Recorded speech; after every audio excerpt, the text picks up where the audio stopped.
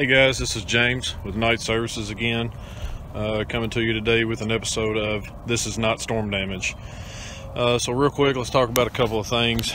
I'm up here on a very steep roof, so let's talk about safety real quick for a second, because safety is always at the forefront of everything we do. So you see that I do have my fall protection equipment in use here, my goat steep assist hooked into my ridge up there. And I do have my cougar paws on to give me lots of extra traction walking around on this shingled roof. I'm not actually on my fall protection at this particular moment, but I'm working out of a valley, which offers me a lot of safety as well. The damage we're looking at over here today is not actually storm related damage. So what we got right here is some shingle migration slash offset exposures and some poor installation issues going on.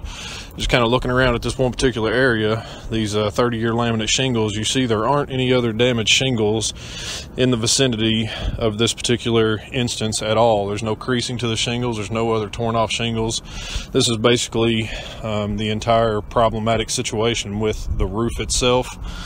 So what we've got going on right here is a combination of things, a combination of a very steep pitched roof, so gravity's trying to play a factor in this, and then we've got some poor installation, some high nailing slash low nailing, and also some overdriven nails. So it's kind of difficult to see because I can't get very close, but I'm going to zoom in a little bit, kind of show you what I'm looking at here. Right there in that area, there's a little chunk out of the top of that shingle missing. That indicates to me high nailing. They shot the nail in there way too high. It's not properly holding that shingle in place. Kind of the same thing going on right there. They got just a little bit more of the shingle, but not quite enough.